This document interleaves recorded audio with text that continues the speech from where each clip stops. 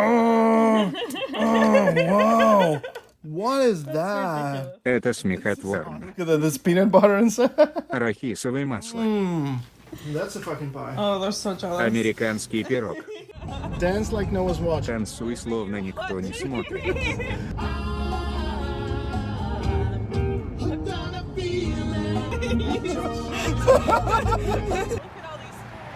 Oh my god. I mean, you voted? I voted. Выборы. Let's go celebrate. Let's get some. Голосуй против всех. I voted for you. I wrote your name in on all the ballots. Испортила бюллетень твоим именем. My girl is the best. I never thought that I would find a way out. I never thought I'd hear my heartbeat so loud. I can't believe there's something left in my chest anymore. But goddamn, you got me in love again. Мы познакомились онлайн, когда я еще ремонтировал яхту «Бабушка» в Индиантауне, Флорида. Знакомьтесь, это Мишель. Thank you for bringing that. You're welcome. Она оказалась очень интересной девушкой, практикующий ученый, дипломированный биолог, работает рейнджером в национальных парках по всей Новой Англии, занимается менеджментом растений, а главное, легка на подъем и любит приключения, совсем как я. Она находилась неподалеку, во Флориде, я пригласил ее провести время на яхте, а она ответила отказом. И как она объяснила позже, это предложение показалось ей жутковатым, потому что для девушки на первом свидании важна безопасность. То есть ей было важно встретиться в публичном месте. Я старался сразу впечатлить, что может быть лучше, чем мужчина с яхтой. Ну, в общем, мне пришлось отправиться в плавание самому. В предыдущих сериях вы видели, как я сам отремонтировал лодку, нашел экипаж и отправился в дальнее океанское плавание. Она наблюдала за моими аккаунтами, увидела там развитие. Увидела, что я успешный яхтсмен, и то, что я не какой-то жуткий чувак, а делаю вполне конкретные успехи. И спустя время она решила возобновить со мной общение. «Эй, моряк, не слишком ли ты долго плавал?» – написала она. «Как твои дела?» Я говорю, приезжай ко мне на лодку. Она говорит, ну далеко ехать 10 часов, боюсь, за выходные не успею туда-обратно. А я говорю, ну попробуй самолет. На предложение прилететь она сразу не ответила. Я уже места себе не находил, ведь мне так хотелось увидеть ее на «Бабушке». Через день я повторил, ну что, ты прилетишь? Вопросом на вопрос ответила мне красавица. Мол, чтобы наверняка предвидеть, что мы поладим, расскажи-ка мне о твоих политических взглядах. Я понятия не имел, каких воззрений придерживается она, но сам свои позиции уже имел и с охотой изложил их ей. К моему восторгу наши взгляды совпали. «Я беру билеты, встречай», — проговорила Мишель. Don't hold yourself like that. Я встретил ее в аэропорту города Нью-Берн, ближайшего к Ориенталу, отвез на лодку, и мы отправились в обещанное мною путешествие на Кейп-Лукаут, где я собирался собирать ракушки. Во всем этом процессе моему волнению не было предела, да и она призналась потом, что изрядно понервничала, но это того стоило.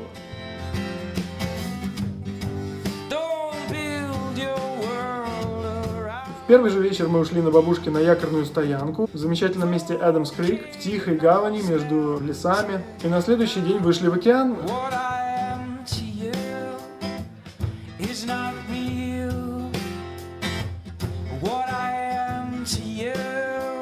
Провели замечательный день, проводили закат, даже ставили парус. Но до ракушек так и не дошло. То есть, как бы на берег у нас желание сходить так и не возникло. Но выходные оказались короткими, и буквально на следующий день пришлось рано утром поднимать якорь и отправляться обратно в Ориентал, чтобы успеть на самолет, который отвез ее обратно. Доброе утро, на Кейп-Лукаут мы сегодня уходим. С мыса, так и не сойдя на берег, потому что вчера вечером был дождь, и сегодня уже надо обратно. Я бы в такую погоду, конечно, не пошел никуда, но надо, сегодня надо. Ветер будет сильный. Слава богу, с суши, поэтому мыс нас прикроет сегодня, но мы будем входить против течения. В инлет. Все это условия посильные, неприятные, но посильные. Так что, может быть, сегодня я еще зарекусь сделать что-нибудь подобное. Наверное, глупость была идти на Кейп-Лукаут на один день в условиях таких сжатых сроков, когда нужно сегодня вернуться. На берег не сходили. И возвращаться приходится, блядь, по плохой погоде. Но я этого всего не мог предположить, потому что такого опыта у меня еще не было. Я всегда был не ограничен в сроках. Ну вот, красивый рассвет.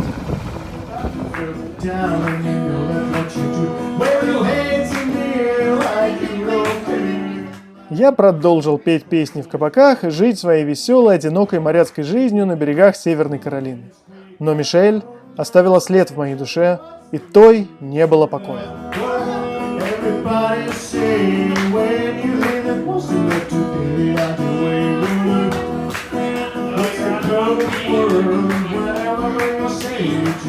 Как же так? И все? Она просто уехала, а я должен продолжать жить как раньше? Нет, думал я. Я просто обязан нанести ей ответный визит в Пенсильванию. Но как? На яхте очень долго, на самолете дорого и криво, поезда в США отсутствуют как класс, автобусов удобных тоже нет. Точно, США – страна автомобилей, и их здесь не то чтобы как грязи, а гораздо больше. И я стал носиться по всей нашей деревне, искать себе машину. Бюджет я обозначил в $500, но за эти деньги мне ничего не нравилось. И хозяин нашей Марины порекомендовал обратиться к Честному, который, как оказалось, теперь торговал машинами. Еще с 2014 года я дружу с ним. Его зовут Гуин. Честный – прозвище, которое я за глаза придумал для него. Он много лет держал в аренде или комиссионный магазин яхтенных запчастей и всякого морского хлама, а теперь открыл дилерство подержанных автомобилей. В традиционном русском сознании человек, всю жизнь торгующий чем-то, не может быть честным. Однако Гуин всегда подчеркнуто искренне раскрывал качество своего товара, порой даже в ущерб себе. И за это я придумал ему прозвище «Честный». Так вышло и с машиной. Он приехал на предложение, от которого невозможно было отказаться. Джип Grand Cherokee, восстановленный тайтл, отличное состояние и $1500. Я предложил одну, и мы ударили по рукам. А еще, когда мы настояли на проверке машины в сервисе, Честный лично заплатил за диагностику, замену масла и мелкие работы и даже угостил нас сэндвичами в честь удачной сделки, чем упрочил свою и без того безупречную торговую репутацию. First in freedom.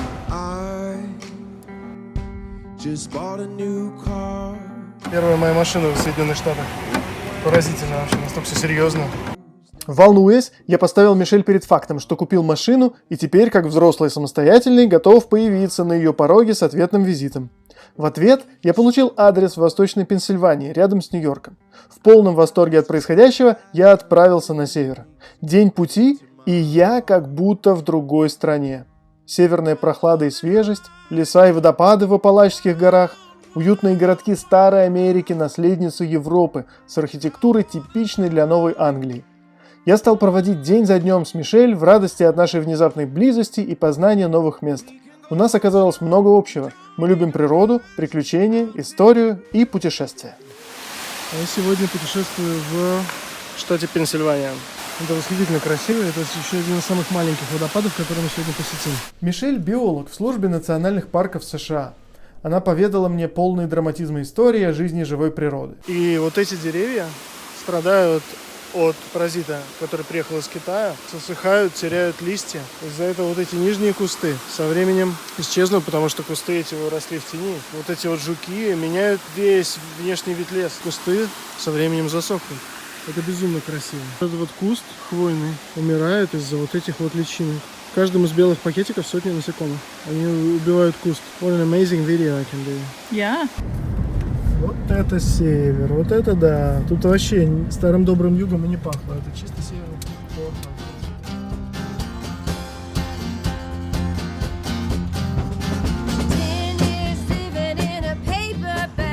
В Портленде находится пешеходный мост, соединяющий Пенсильванию и Нью-Джерси. The water is the river is crystal clear. Thank you for bringing that. You're welcome. Никогда не видел более прозрачную воду в реке. Очень прозрачная вода, кристально чистая вода. Нью-Джерси отличается от других штатов тем, что в нем нельзя самостоятельно заправлять машину. На заправках есть специальные или обученные люди, которые безопасно заправляют машину. Только в 2 штатах такое. Нью-Джерси и Орегон, ты не можешь сам заправиться. Ну и налоги на недвижимость повыше. Вот, в остальном вся эта земля одинаковая. Мишель очень старалась показать мне лучшие места своего родного штата. Ведь здесь она родилась и выросла. Я был необычайно тронут и благодарен за открытость. Ведь она делилась со мной тем, что любит сама. Как много интересного можно знать из биологии. Это, например, параллельный рост, а все напротив друг друга листья. А вот здесь в перемешанном порядке. И это хорошее растение, а это плохое. А это какое-то ядовитое растение, говорит, даже не трогай, а то вызывает сыпь. И очень чешется потом. 3 leaves, let it be. Такое правило. 3 листа, типа, не трогай. Люди начинают ходить по большому и обжигают задницы. That I kind of half remember now. I think that you just know a lot about I used to nature. work here. Все эти знания по биологии вызывали у меня умиление и интерес. Как будто я столкнулся с невиданным новым миром. Новая область познания, среда, природа, новый человек, как будто целая новая вселенная. Здесь был старинный курорт, на который приезжали из Нью-Йорка люди отдыхать. 100 лет назад на этом месте был просто дом, и он сгорел. А выглядит как будто 500 лет этим камням. Вот когда в Европе мы видим какие-то каменные стены, это означает, что если старый город или древняя крепость. А здесь это руины курорта. Здесь был курорт.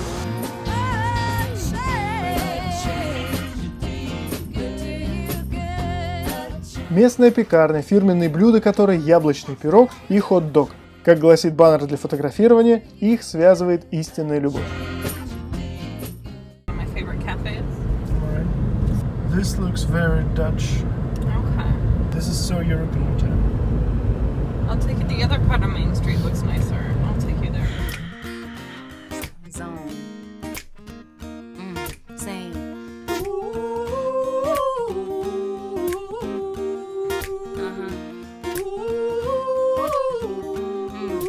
Как это часто бывает в моей жизни, когда думаю, что красивее уже не может быть, за поворотом открывается еще что-то более несусветно прекрасное. В общем, наши отношения с Мишель перешли в романтическую фазу довольно быстро.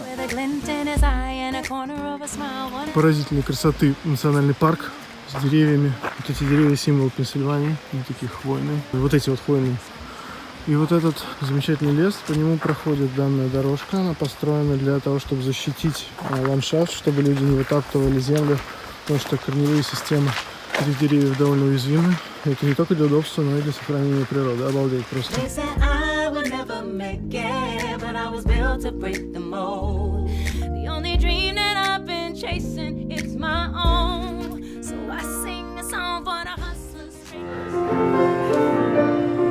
Мы с Мишель остановились в небольшом отеле рядом с ее родным городком Страусбург.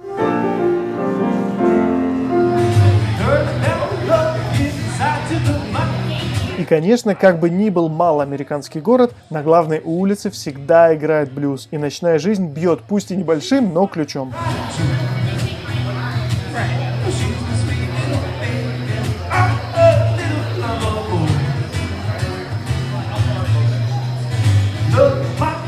Удивительное ощущение, когда выхожу из машины, и на улице холоднее, чем в машине. Я такого не испытывал последние полгода, наверное. Это Пенсильвания, рядом с Нью-Йорком. В общем, дальше закружило, понесло. Ready? Yes.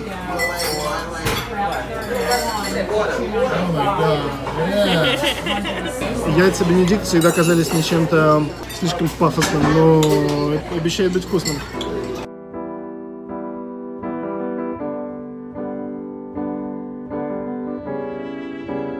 Познакомьтесь с Финной. Это собака Мишель, везде составляющая нам компанию.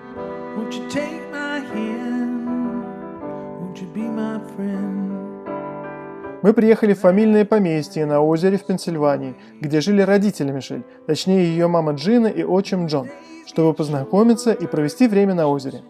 Я слегка офигел от красоты и расположения дома, на склоне горы, на озере. Я немного волновался, но они оказались гостеприимными и благодушными людьми, с которыми я сразу поладил. Снимать при первом знакомстве мне было неловко, из-за этого видео совсем немного. Встреча прошла отлично. Сейчас мы поедем вот на этом вот плоту кататься, это просто охренеть. Электромотор, вон 2 аккумулятора стоят, и стулья, и вот Кока-Колы, озеро. Здесь прохладно вообще. Дом охрененный, конечно, вот идет старик Джон. На таких вот плотах с электромоторами многие местные жители совершают ритуальные выезды каждый вечер, типа семейный поход на 30-40 минут, выходят с вином на это озеро покататься, и после поездки на плоте, значит, поднимаются наверх и уже ужинают, типа каждый вечер такая тема. Хорошие такие традиции, здесь целое огромное поместье семейное, и старые дома, то есть 100 лет этим домам, вот такой местности, класс. 19 over there. So it's 100 years old. 120 years old. Says, oh, it's something still that's not quite, blending in. I want to make it. Я соседу говорю, покрась коровник в зеленый цвет. А он не послушал. Это было внутреннее озеро, кристально чистое, с водой, которую можно пить, потому что оно все питается только источниками из-под земли. Нету ничего туда не стекает, и канализации никто не сливает. Ну, поэтому, безусловно, прозрачная. И она питает один из живописнейших водопадов на местности. Собачка беспокоится, что я здесь на крыльце говорю. То есть замечательный вечер в Пенсильвании. Очень-очень мирно и хорошо. Это стрёмно и очень неопределенно. Я только что повстречал на своем пути прелестную девушку, а закон требует от меня покинуть ее под страхом депортации и вечного бана на въезд. С одной стороны, я должен собираться и уезжать из страны, а с другой, я только что познакомился с Мишель. Что в такой ситуации делать?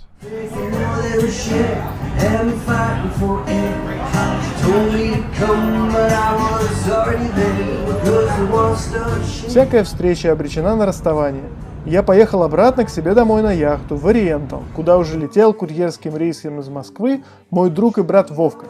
Вы можете быть знакомы с ним по сериям «Пора валить сейлинг», про наше мотопутешествие вокруг Европы. Ссылка на экране и в описании. Очень рекомендую посмотреть.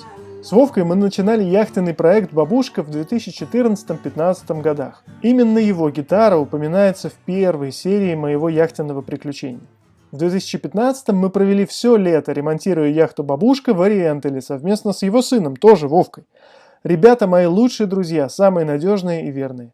Мы дружим 15 лет и были вместе во множестве передряг, съели несколько пудов соли вместе и проехали тысячи и тысячи миль.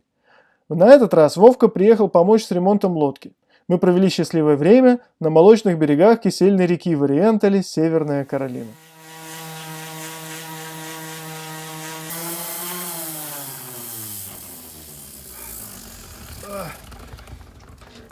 Вот, наконец-то рабочее настроение. Впервые за месяц хочется что-то делать по лодке. Сейчас будем заканчивать это.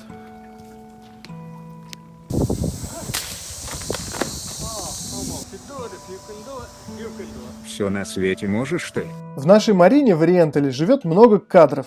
Один из них Стэн. Мы ему дали прозвище «Писатель» за то, что он написал книгу про сейлинг и приключения в этих местах на Атлантическом побережье Северной Каролины. Она называется Alligator River Bridge, и ссылка будет в описании. Он живет на своей самодельной лодке почти бесплатно и иногда помогает хозяину марины с ремонтом. А пока что писатель попросил меня помочь ему с ремонтом крыши в здании марины. Умеешь, говорит, кидать веревки далеко, реально далеко. Я уже плечо сломал, не могу кидать. Почти.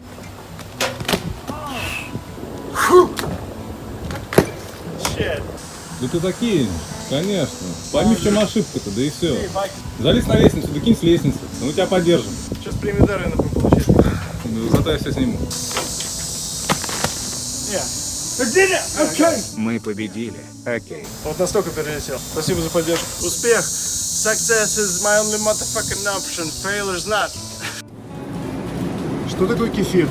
Кефир известен как шампанское среди молочных продуктов, которым человечество наслаждается более 2000 лет. Я люблю под окнами мечтать. Я могу так книги читать. Мы с Вованом продолжаем проводить время, ездим на пляж на Атлантическом океане, я играю на гитаре в кабаках. В общем, утром йога, вечером дорога. Смотрят на меня, и заветный свет хранит, и оскаля, и моря, как люди смотрят на меня. Я любуюсь вами. Простая, очень простая, такая приятная и простая. На завтраке присутствует омлет с хэш-брауном, пережаренный, на мой взгляд. Это бисквит, замечательный такой бисквит, это хлебушек, он похож на булку, но он песочный. Толстая, правда. Ну и типичные вафли и блины, они делаются, кстати, из одного и того же, просто это на сковородке, это вафельница. Всегда на завтраке присутствуют джемы, масло, ну не масло, а спред, конечно, но и вот такие вот сливки. Это обычный ресторан, простой. простой едой. Таких простых мест в Америке большинство. Непростых мало. В основном все просто. Дорого и просто. Если вы пришли в дорогое место, это не значит, что в нем будет там сложно. Там будет просто. Просто дорогое место обычно с именем, с хорошими традициями, вот на хорошем месте, с хорошим видом. Вот что такое дорогие места. А еда везде. И обстановка в целом качественная, средняя, хорошая, такая, простая. Просто. В Америке все просто.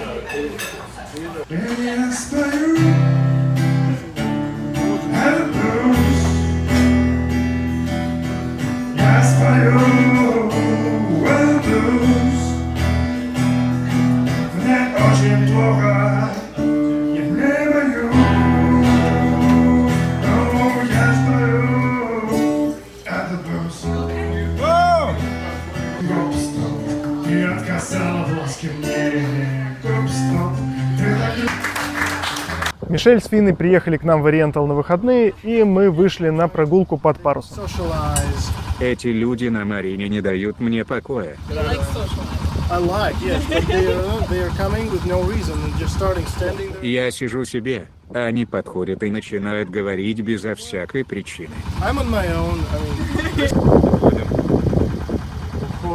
уходим. Наступит время на починку. С нами собака. Happy mom. What? Happy mom. Yes.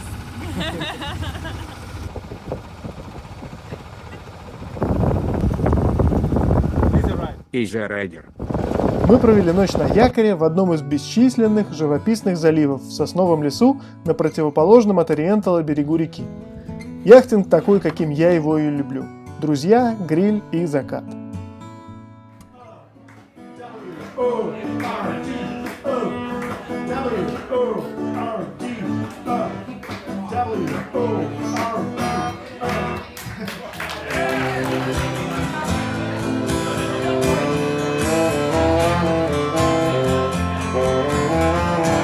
Владелец ресторана «Сайлос» мой друг Крис Дэниелс.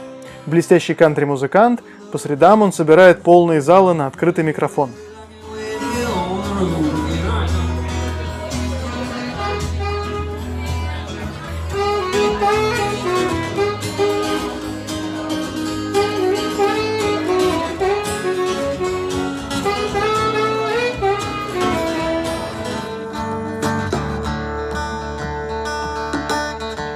А на День труда, первые выходные сентября, устроил музыкальный марафон на заднем дворе своего ресторана с музыкантами, приглашенными из разных штатов. Хот-доги, барбекю и отличная музыка. Все село собралось на праздник.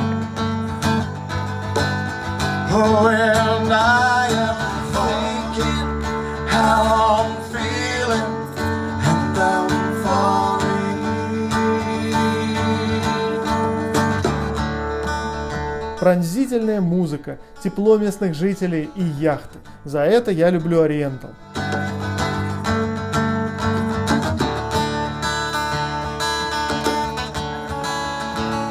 У нас в Ориентале приближается ураган Дориан, второй за 2 года. И третий ураган 5-й категории за последние 6 лет в этом регионе, в Карибском регионе. И события тревожные, и люди еще восстанавливаются после прошлогоднего урагана. И нынешний ураган, если он будет столь разрушительным, то это будет очень, он нанесет большой удар по местному хозяйству. Сейчас ураган подходит ко Флориде. Мы все надеемся, что он отвернет в океан обратно и не пойдет вдоль побережья, как сейчас говорят все прогнозы. Но все готовятся, привязывают лодки. Мы привязали здесь ко всем лодкам и привязали тут по 10 веревок с каждой стороны. Ну, сейчас еще будем здесь привязывать. Я сейчас убираю солнечные панели, убираю бимени, вот эту вот тряпочку.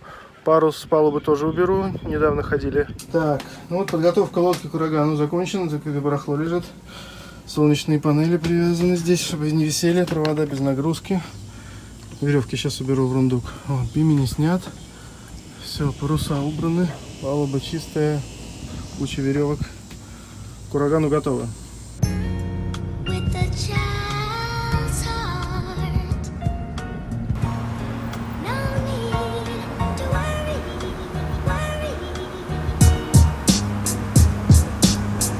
Но пришла пора провожать Вована в дождливую Москву, и мы махнули на машине в Нью-Йорк.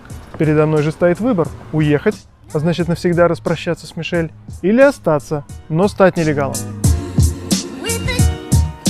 Санек будет резать яйца. Бенедикт. Яйца Бенедикт. Заказывайте во всех супермаркетах вашего города. Торжка. Я раньше думал, что яйца Бенедикт это понты, но это не так. Они стоят столько же, сколько и остальное, но они очень вкусные. Перед проводами Вована в Москву мы решили провести пару дней в Нью-Йорке, для чего сняли комнатушку. Чумовая парадная в Бруклине. Такая вот столетняя, с таким поручнем резным, деревянная. Все деревянное такое, Бруклин. Ну, такая комната в Бруклине. Тут шкаф, и окно открыто. Плавильный котел наций. Бруклин. Место, где музыка народов мира гремит на каждом углу. Вот такой вот Бруклин. Вот это район мигрантов вообще. Здесь мы спускаемся в метро. В общем, подходим к автомату купить билеты. Нажимаем старт. Дальше нам предлагает язык. Выбираем на русском языке. Fast. $9 в метр. Стоимость $1. Почему $1? Стоимость карточки $1. Карточка single ride. Действительно, в течение 2 часов. Нам не хватит. Почему? $3. Туда-обратно нужно, да, нам здесь? Да нет, можем потом обратно купить. Наличные. Короче, мы вообще не знаем, куда нам ехать. Просто ничего понять не можем. Мы в метро Нью-Йорка. Классический пейзаж из игры Макс Пейн и всех фильмов. Сейчас будет с грохотом подъезжать поезд на Манхэттен. В нем очень сложно разобраться в схеме метро. Указатели не очевидны. Мы хотим поехать на Манхэттен из Бруклина, а он нам говорит, что поезд едет в Куинс, но нам пришлось поинтересоваться у служителя метро. Товарищ сидит вот в такой стеклянной будке. Я бы в Москве не стал бы спрашивать, там было бы написано «справок не даю». Я думаю, он меня тоже пошлет, но он дал карту метро и был очень любезен, все нам объяснил. Он сказал, что да, он едет в Куинс через Манхэттен. У меня один вопрос к московским метростроителям, которые брали опыт, наверное, откуда-то, да? Вот здесь платформа, а контактный рельс, вот он. Следует знать, что при падении с платформы надо в московском метро идти до конца платформы, в начало пути, там, не пытаться залезть на платформу, потому что контактный рельс вот здесь под платформой у нашего метро убивает сразу. Почему вот он здесь вот просто там расположен, а?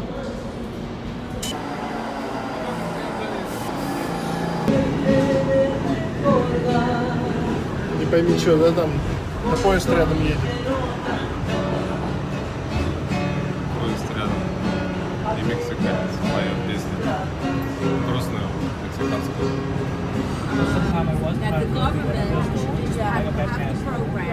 Я совсем в деревне зажился, соскучился по динамике большого города очень. Хожу тут со всеми, здороваюсь, привет, привет, это же город огромный. Может не перебраться сюда. Чувствую себя как дома здесь, прям как дома. До Москвы 9 часов лететь. Чувствуется очень по-московски все. Здесь Петр Ильич Чайковский. Вообще чувствую себя здесь очень по-домашнему, как дома. Вот оно. Вот оно. If I tell the world I'll never say enough, 'cause it was not said to you, and that's exactly what I need to do. If I end up with you, should I give up, or should I just keep chasing pavements, even if it leads nowhere? Or would it be a waste, even if I... Енот роется в помойке в Центральном парке. О, собака испугался, собака. Так вот сваливает. Вот так вот он уходит. Опасность. А это знаменитый магазин Apple, куб, стеклянный куб в Нью-Йорке на углу Центрального парка, который сейчас, похоже, разбирают, что ли. Он тут всю жизнь был. Всегда. Я в нем был 5 лет назад. А сейчас раз и все. Надежда сюрприз магазин. Может, это мода новая?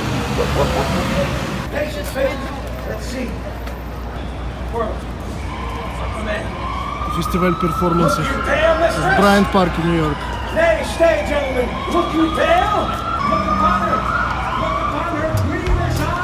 Come on, select and put your hands in the air one time. I want to see you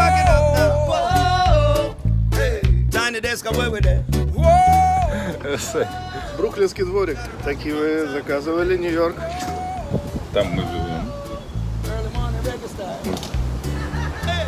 I wear my colors in my... Вот такие в Бруклине задние дворы. Конкретно эти довольно тесные и не предназначенные для отдыха.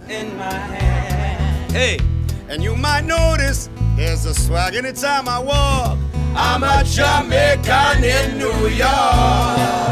А мы двигаем на Брайтон-Бич, а затем в аэропорт Джона Кеннеди, провожать Вована в Москву. Вот здесь какие-то знаки специальные.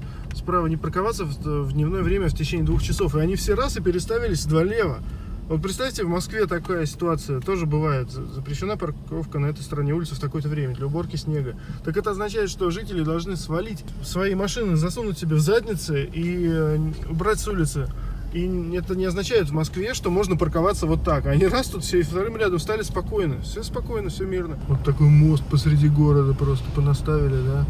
Это, конечно, выглядит монументально и эпично. Я бы не сказал, что это прям восторг вызывает у меня наличие такой конструкции в городской среде. Но куда я проеду уже здесь. Такое впечатление, что здесь собрались все лучшие представители народов мира. Кварталы. Один китайский, другой азиатский, потом латинский, потом вот еврейский. Сейчас мы в русский квартал едем, в конце концов, на Брайтон-Бич. Ну, не знаю насчет лучших, но активные, предприимчивые, думающие, шевелящиеся. Вот такой здесь такой муравейник. Чувство абсолютной безопасности при этом. Здесь, мне кажется, что все всех уважают. Здесь и в мыслях мне не придет на кого-то повыебываться. Может, я опять розовые очки про Америку одел, конечно, да? В еврейском квартале в каком-то мы. Ходят с пейсами. Огромное количество с детьми. Здесь еврейские девочки. В коляске он везет своих детей. Я люблю евреев. И я просто поражен, что в Бруклине они живут вместе рядом в соседстве с беднейшими там всеми представителями всех наций. Тут бедные, видно по ним. Но они не, может, они не бедные, раз они в Нью-Йорке живут, конечно. Но относительно Нью-Йорка они так минимально живут. А тут эти евреи. Богатые, что ли, или что? Ну, или не бедные эти евреи. Бедных евреев я не видел, особенно в таких шляпах. Никогда, не могу себе представить. С пакетом на голове, блядь. С пакетом на голове, шляпу куда-то в стирку отдал, химчистку? Боже мой, боже мой. А, это шляпа в пакете. Чтобы она дождя. что, от дождя? Да.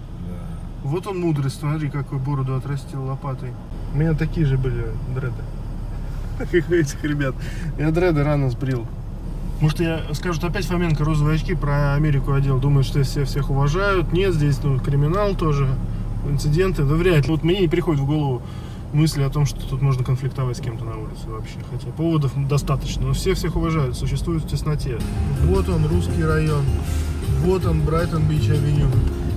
И здесь, конечно же, идут дожди. Не валяй, дурака, Америка. Вон, Санкт-Петербург. Русская книга, русский магаз, я бы зашел, взял себе гречки. Одни аптеки, как в России. Аптека, всем лечиться надо. Травяная аптека, что такое вообще? Блин, это просто метро Алтуфьево, Красногвардейская. Очень круто, по-домашнему. Бьюсь об заклад, что на Дерибасовске сейчас хорошая погода. А здесь на Брайтоне идут дожди. Вот такой дождливый Брайтон-Бич. Купаться, наверное, можно. Классно, купаться. И город рядом такой. Ох, неплохое место русские выбрали для своего гетто. Или кто его выбирал, евреи? Такая эмигрантская обстановочка здесь. Вот живут же эмигранты. Сколько их тут? Миллионы было. Миллионы бежали от советской власти. Живут, не вылезают со своего Брайтона. Не видят ни Пенсильвании, ни Северной Каролины, ни Флориды. Ну, во Флориду, может, сгоняют иногда. И обратно к себе, на Брайтон здесь, где уютно, по-московски так. Как будто бы и не уезжал из Измайлова, Чертанова, Лобня, в конце концов. Вот тут вот близко, за океаном, тут раз и все. И вон там Европа уже, Москва. Вот самолет 4 рейса в день летает, Москва-Нью-Йорк. Океан теплый.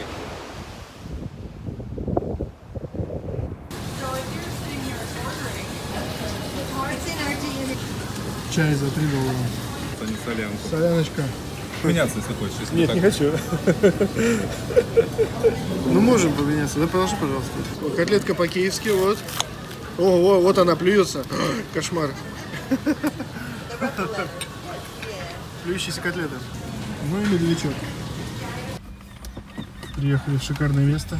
Времени About 62, 63 degrees. Tomorrow's gonna be sunny though. Ветрено.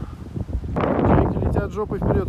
В дождливый нью-йоркский полдень я проводил Вовку в легендарный аэропорт Джона Кеннеди на рейс в ненастную Москву. Смахнув эмигрантскую слезу, я махнул через пробки обратно в Бруклин и спустился в метро. Вагон качнулся голубой на золотых осях, и я в долгожданный город мой сошел на текстилях. Мишель уже ждала меня на Манхэттене. Some people want it all, but I don't want nothing at all. If it ain't you, baby, if I ain't got you, baby. Some people want diamond rings, some just want everything, but everything it means nothing if I ain't got Laughing that I'm saying that I'm in New York again. We're in a Times Square. And this is where I want to go when I want to serve. Recruiting station of U.S. Armed Forces. Здесь в армию берут. I look so good. I look so like I'm from here. You look like you're from This New York. makes me... Yesterday I was like from a village, like a t-shirt and a shirt.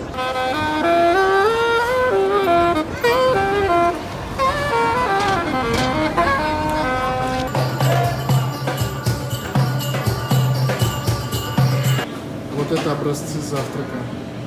Это просто прикол. I've never seen that kind of samples. Это то, из чего делают. Тут как-то мне приходит в голову, что очень огромная часть вещей, которые мы знаем и любим, она родом из Нью-Йорка. Например, бейглы. Бейглы вот с этим вот крем-сыром. Это обычное кафе такое, простецкое. Но на Манхэттене. А еще чизкейк. Нью-Йорк, конечно, вот же все отсюда, все отсюда. Все вот это вот вкусное. Как много культуры. Чизкейк такой прям полный. You're my cheesecake. A bit more time, why would you run these thoughts across my mind? Please believe me, as cool as I remain, there's a point at which I lose my self-restraint. Say love, most niggas wouldn't left you lonely. I fancy throwing it all away. Сильное впечатление произвел магазин Hershey's на Манхэттене с самыми большими в мире экземплярами знаменитых шоколадок. There I go, voluntary punishment, self-inflicted pain, sickness, overuse. Well, I let it ride, here I stand, time and time, it must be what you put me through. Hey, yeah. You really do unboxing videos. Yes, I do. Look at that. Let's unbox this. Look at that. We're Like unboxing the this. cat's And Cat's interested. excited. Yes, and the dog's And the too. dog. Everybody's interested. Wow, those things are huge. Fuck. Heavy. Like a hockey Yeah. piece. Like what was Hockey it? puck. Hockey puck. Very thick piece of chocolate. Oh my god. Oh, wow. What is that? This is on. Look at that. There's peanut butter inside. Mmm. That's a fucking pie. Oh, they're so jealous. Я думал, что готовить мясо исключительно мужская работа, но оказалось, что Мишель делает стейк своим способом, который я у нее в итоге перенял. Things go crazy. Look at that. My girl is the best. She knows how to serve. This is so fucking sexist. Alright. Babies run away. The baby, there they are. Oh, this They're back in there. morning magic. We're going to fly. We're arrived. Cheers. Waiting area. Okay. And then John will land and we'll see him land. Ждем там. Отчим Мишель – отставной пилот авиалиний, и в честь знакомства он пригласил нас прокатиться на своем маленьком самолете. I've been trying hard, trying hard. С аэродрома базирования в Нью-Джерси он прилетел за нами в Пенсильванию, и мы сделали часовой маршрут до Нью-Йорк-Сити с возвратом на аэродром вылета. Go down, because in my mind I'm seeing starlight one more time for my imagination. I'm not high, don't let me be misunderstood.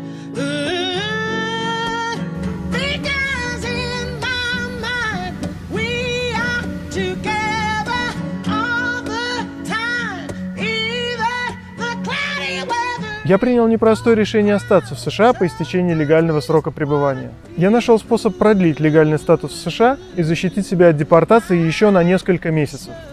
В следующей серии «Я всегда говоря да» путешествую по штатам Нью-Йорк, Массачусетс и Пенсильвания.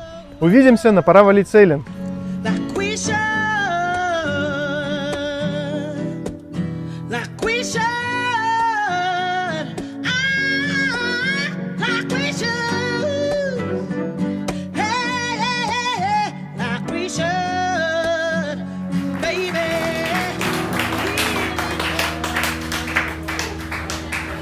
And here comes tonight's special. So the story is that I've been here for a while, and I love Oriental as much as my friends love it. So here's my friend Vladimir from Russia, Moscow.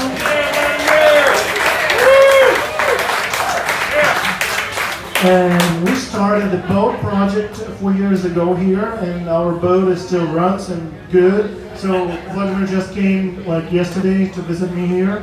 And in 2015 we've been here, three of us, with his son. He was 15 that time. Всем привет, с вами Вова и Санек. И сейчас я записываю это видео, а Саня его потом когда-нибудь посмотрит и захочет его, возможно, удалить, возможно, еще что-то сделать, но я прошу его не удалять это видео, потому что оно крутое, и когда-нибудь он его пересмотрит снова. Так что пусть они запомнят, какой он сейчас есть. Вот океан, и я, и Санек. Да, и возможно, в какой-нибудь зимний месяц, когда я буду торчать в Москве, Саня посмотрит это видео и вспомнит про веселого Вовчика.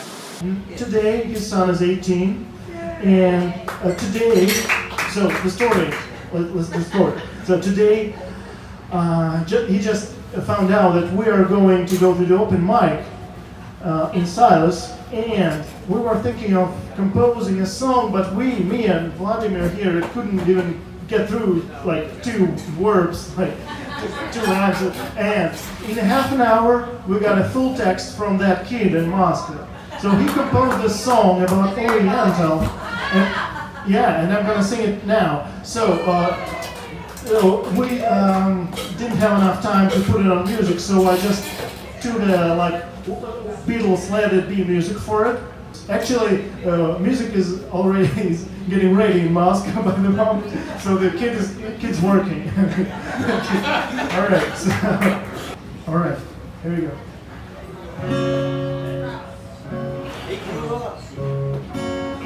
He was having a good time though. You know it's Oriental when the sun is shining every day, and you know to pizzas goes like one when it's Tuesday, and you know where all the people sing together when it's Wednesday, and you know it's so cool here that you gonna stay. Oriental and sea is there where I want to be. Oriental and sea, come and hang out with me. Oriental and sea, we're having a party every day. Oriental and sea, there is I want to stay. Even when you can stay for now, you always want to come back. And when this day finally comes, you will heed flashback to the good of all days when everybody was all together inside us. And you understand that not that much has changed, that there are still parties and everybody is still come here to sing and have a great time. And I can see they're not having a great time. Yes, they're crying. Oriental and see, this is where I want to be. Oriental and see, come and hang out with me. Oriental and see, we're having a party every day. Oriental and see is where I want to stay.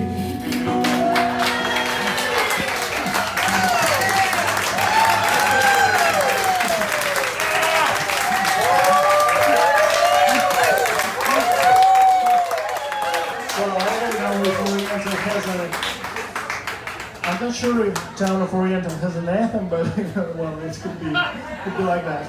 Thank you.